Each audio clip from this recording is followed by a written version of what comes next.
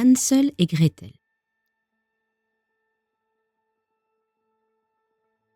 À l'orée d'une grande forêt vivait un pauvre bûcheron, sa femme et ses 2 enfants. Le garçon s'appelait Hansel et la fille Gretel. La famille ne mangeait guère. Une année que la famine régnait dans le pays et que le pain lui-même vint à manquer, le bûcheron ruminait des idées noires, une nuit, dans son lit et remâchait ses soucis. Il dit à sa femme : « Qu'allons-nous devenir ? Comment nourrir nos pauvres enfants quand nous n'avons plus rien pour nous-mêmes ?» « Eh bien, mon homme, dit la femme, sais-tu ce que nous allons faire ?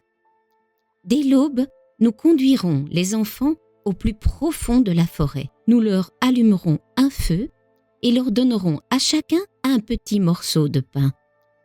Puis nous irons à notre travail et les laisserons seuls. Ils ne retrouveront plus leur chemin et nous en serons débarrassés. »« Bon, femme, dit le bûcheron, je ne ferai pas cela. Comment pourrais-je me résoudre à laisser nos enfants tout seuls dans la forêt ? Les bêtes sauvages ne tarderaient pas à les dévorer. »« Oh, fou, rétorqua-t-elle. Tu préfères donc que nous mourions de faim, tous les 4 ? Alors, il ne te reste qu'à raboter les planches de nos cercueils. » Elle n'eut de cesse qu'il n'accepta ce qu'elle proposait. « Mais j'ai quand même pitié de ces pauvres enfants, dit le bûcheron. » Les 2 petits n'avaient pas pu s'endormir tant ils avaient faim. Ils avaient entendu ce que la marâtre disait à leur père. Gretel pleura des larmes amères et dit à son frère : « C'en est fait de nous. »« Du calme, Gretel, dit Hansel.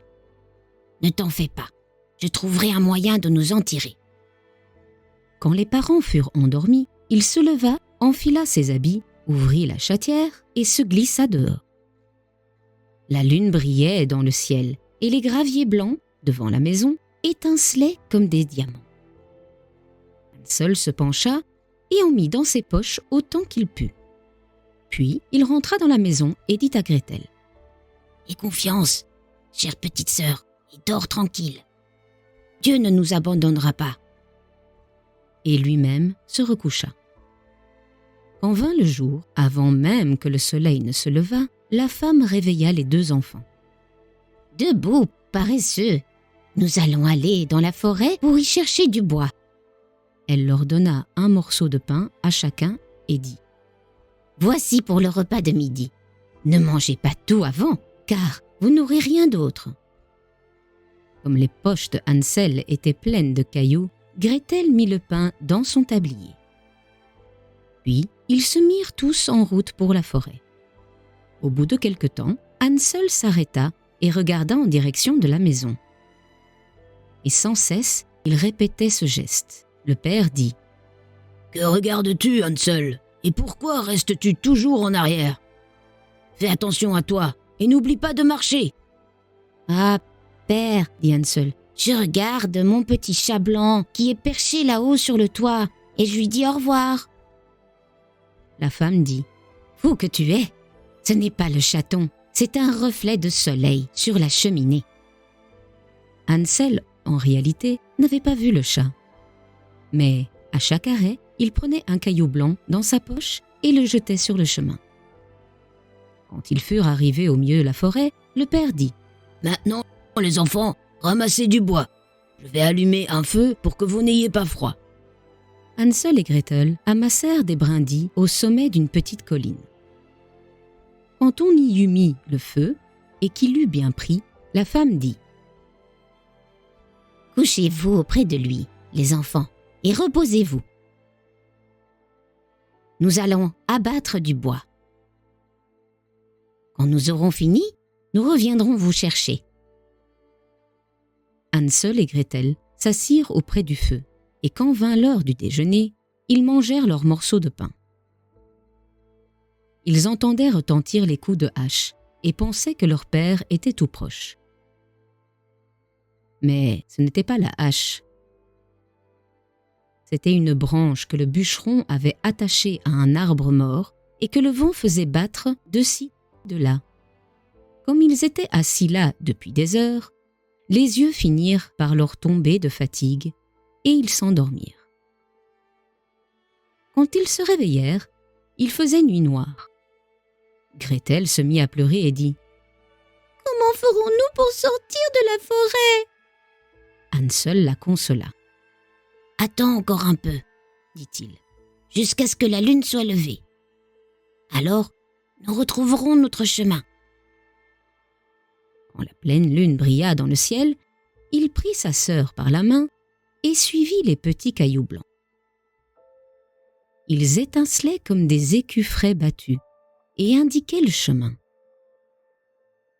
Les enfants marchèrent toute la nuit et, quand le jour se leva, ils atteignirent la maison paternelle. Ils frappèrent à la porte. Lorsque la femme eut ouvert, et quand elle vit que c'étaient Hansel et Gretel, elle dit « Méchants enfants! Pourquoi avez-vous dormi si longtemps dans la forêt? Nous pensions que vous ne reviendriez jamais. » Leur père, lui, se réjouit, car il avait le cœur lourd de les avoir laissés seuls dans la forêt. Peu de temps après, la misère régna de plus belle, et les enfants entendirent ce que la marâtre disait, pendant la nuit, à son mari. « Il ne nous reste plus rien à manger, une demi-miche seulement, et après, fini la chanson. Il faut nous débarrasser des enfants. Nous les conduirons encore plus profond dans la forêt, pour qu'ils ne puissent plus retrouver leur chemin. Il n'y a rien d'autre à faire. » Le père avait bien du chagrin. Il songeait. « Il vaudrait mieux partager la dernière bouchée avec les enfants. » Mais la femme ne voulut n'en entendre. Elle le gourmanda et lui fit 1000 reproches. Qui a dit A doit dire B. Comme il avait accepté une première fois, il dut consentir de rechef. Les enfants n'étaient pas encore endormis. Ils avaient tout entendu. Quand les parents furent plongés dans le sommeil, Hansel se leva avec l'intention d'aller ramasser des cailloux comme la fois précédente. Mais la marâtre avait verrouillé la porte et le garçon ne put sortir. Il consola cependant sa petite sœur. « Ne pleure pas, Gretel, dors tranquille. Le bon Dieu nous aidera. » Tôt le matin, la marâtre fit lever les enfants. Elle leur donna un morceau de pain, plus petit encore que l'autre fois. Sur la route de la forêt, Hansel l'émietta dans sa poche. Il s'arrêtait souvent pour en jeter un peu sur le sol. « Hansel, qu'as-tu à t'arrêter et à regarder autour de toi ?» dit le père. « Va ton chemin. » « Je regarde ma petite colombe sur le toit pour lui dire au revoir, » répondit Hansel. « Fou, » dit la femme. « Ce n'est pas la colombe, c'est le soleil qui se joue sur la cheminée. » Hansel, cependant, continuait à semer des miettes de pain le long du chemin. La marâtre conduisit les enfants au fond de la forêt, plus loin qu'ils n'étaient jamais allés. On y refit un grand feu et la femme dit « Restez là, les enfants. Quand vous serez fatigués, vous pourrez dormir un peu. Nous allons couper du bois et, ce soir, quand nous aurons fini, nous viendrons vous chercher. » À midi, Gretel partagea son pain avec Hansel, qui avait éparpillé le sien le long du chemin. Puis ils dormirent et la soirée passa sans que personne ne revint auprès d'eux. Ils s'éveillèrent au milieu de la nuit, et Hansel consola sa petite sœur, disant « Attends que la lune se lève, Gretel. Nous verrons les miettes de pain que j'ai jetées. Elles nous montreront le chemin de la maison. » Quand la lune se leva, ils se mirent en route. Mais de miettes, point. Les 1000 oiseaux des champs et des bois les avaient mangés. Les 2 enfants marchèrent toute la nuit et le jour suivant, sans trouver à sortir de la forêt. Ils mourraient de faim, n'ayant à se mettre sous la dent que quelques baies sauvages. Ils étaient si fatigués que leurs jambes ne voulaient plus les porter. Ils se couchèrent au pied d'un arbre et s'endormirent. 3 jours s'étaient déjà passés depuis qu'ils avaient quitté la maison paternelle. Ils continuaient à marcher, s'enfonçant toujours plus avant dans la forêt. Si personne n'allait venir à leur aide, ils ne tarderaient pas à mourir. À midi, ils virent un joli oiseau sur une branche, blanc comme neige. Il chantait si bien que les enfants s'arrêtèrent pour l'écouter. Quand il eut fini, il déploya ses ailes et vola devant eux. Ils le suivirent jusqu'à une petite maison sur le toit de laquelle le bel oiseau blanc se percha. Quand ils s'en furent approchés tout près, ils virent qu'elle était faite de pain et recouverte de gâteaux. Les fenêtres étaient en sucre. « Nous allons nous mettre au travail, dit Hansel, et faire un repas béni de Dieu. Je mangerai un morceau du toit. Ça a l'air d'être bon. » Hansel grimpa sur le toit et arracha un petit morceau pour goûter. Gretel se mit à lécher les carreaux. On entendit alors une voix suave qui venait de la chambre. « Langue, langue lèche, qui donc ma maison lèche ?» Les enfants répondirent. « C'est le vent, c'est le vent, ce céleste enfant !» Et ils continuèrent à manger sans se laisser détourner de leurs tâches. Hansel, qui trouvait le toit fort bon, en fit tomber un gros morceau par terre, et Gretel découpa une vitre entière, s'assit sur le sol et se mit à manger. La porte tout à coup s'ouvrit et une femme vieille comme les pierres, s'appuyant sur une canne, sortit de la maison. Hansel et Gretel eurent si peur qu'ils laissèrent tomber tout ce qu'ils tenaient dans leurs mains. La vieille secoua la tête et dit « Hé, chers enfants, qui vous a conduit ici? Entrez, venez chez moi. Il ne vous sera fait aucun mal. » Elle les prit tous deux par la main et les fit entrer dans la maisonnette. Elle leur servit un bon repas, du lait et des beignets avec du sucre, des pommes et des noix. Elle prépara ensuite 2 petits lits. Hansel et Gretel s'y couchèrent. Ils se croyaient au paradis. Mais l'amitié de la vieille n'était qu'apparente. En réalité, c'était une méchante sorcière à l'affût des enfants. Elle n'avait construit la maison de pain que pour les attirer. Quand elle en prenait un, elle le tuait, le faisait cuire et le mangeait. Pour elle, c'était alors jour de fête. La sorcière avait les yeux rouges et elle ne voyait pas très clair. Mais elle avait un instinct très sûr, comme les bêtes, et sentait venir de loin les êtres humains. Quand Hansel et Gretel s'étaient approchés de sa demeure, elle avait ri méchamment et dit d'une voix mielleuse : « Ceux-là, je les tiens. Il ne faudra pas qu'ils m'échappent. » À l'aube, avant que les enfants ne se soient éveillés, elle se leva.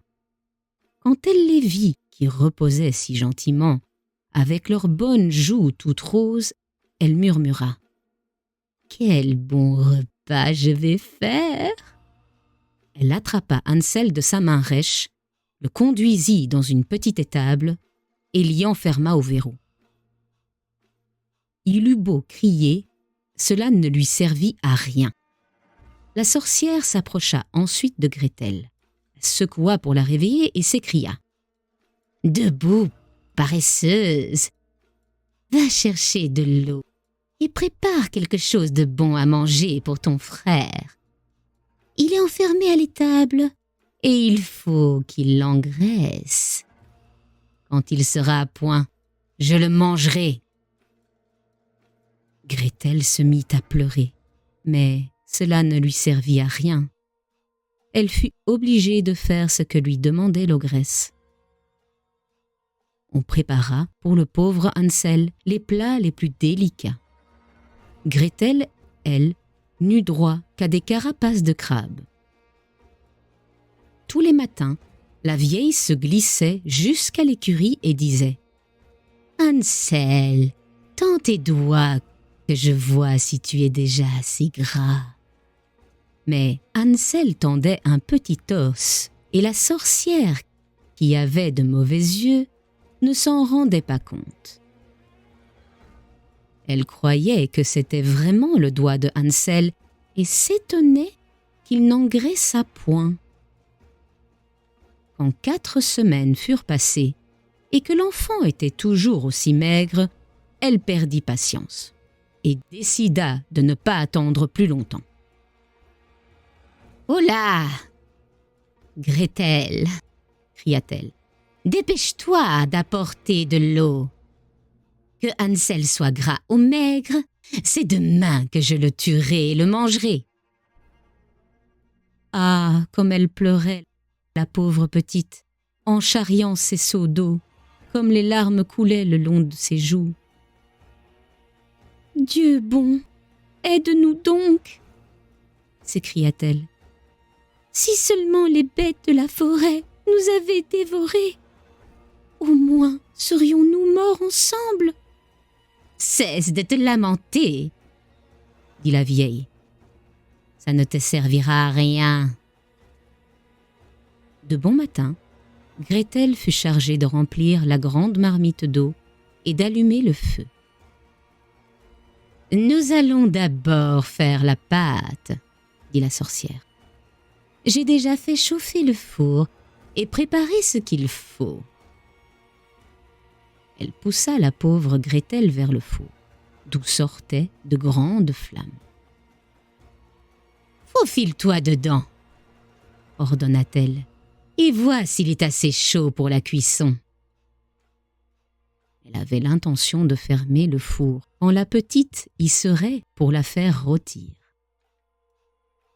Elle voulait la manger, elle aussi. Mais Gretel devina son projet et dit « Je ne sais comment faire. Comment entre-t-on dans ce four ?»« Petite voix, » dit la sorcière, « l'ouverture est assez grande. Vois, je pourrais y entrer moi-même. » Et elle y passa la tête. Alors Gretel la poussa vivement dans le four, claqua la porte et mit le verrou. La sorcière se mit à hurler épouvantablement. Mais Gretel s'en alla, et cette épouvantable sorcière n'eut plus qu'à rôtir. Gretel, elle, courut aussi vite qu'elle le pouvait chez Hansel. Elle ouvrit la petite étable et dit « Hansel, nous sommes libres. La vieille sorcière est morte. »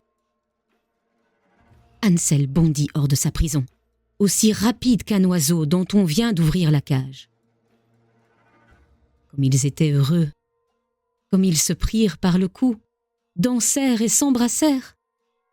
N'ayant plus rien à craindre, ils pénétrèrent dans la maison de la sorcière. Dans tous les coins, il y avait des caisses pleines de perles et de diamants.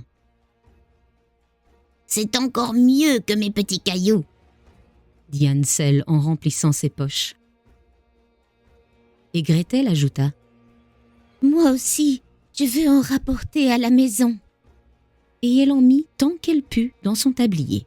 « Maintenant, il nous faut partir, » dit Hansel. « Si nous voulons fuir cette forêt ensorcelée. » Au bout de quelques heures, ils arrivèrent sur les bords d'une grande rivière.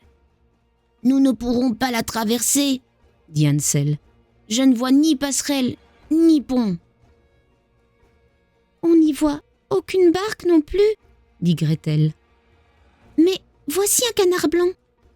Si je lui demande, il nous aidera à traverser. » Elle cria. « Petit canard, nous sommes Hansel et Gretel. Il n'y a ni barque, ni gué, ni pont. Fais-nous passer avant qu'il ne soit tard. » Le Le petit canard s'approcha et Hansel se mit à califourchon sur son dos. Il demanda à sa sœur de prendre place à côté de lui. « Non, répondit-elle, ce serait trop lourd pour le canard. Nous traverserons l'un après l'autre. » La bonne petite bête les mena ainsi à bon port. Quand ils eurent donc passé l'eau sans dommage, ils s'aperçurent au bout de quelque temps que la forêt leur devenait de plus en plus familière. Finalement, ils virent au loin la maison de leur père. Ils se mirent à courir, se ruèrent dans la chambre de leurs parents et sautèrent au cou de leur père. L'homme n'avait plus une seule minute de bonheur depuis qu'il avait abandonné ses enfants dans la forêt. Sa femme était morte. Gretel secoua son tablier et les perles et les diamants roulèrent à travers la chambre. Hansel en sortit d'autres de ses poches, par poignées. C'en était fini des soucis. Ils vécurent heureux tous ensemble.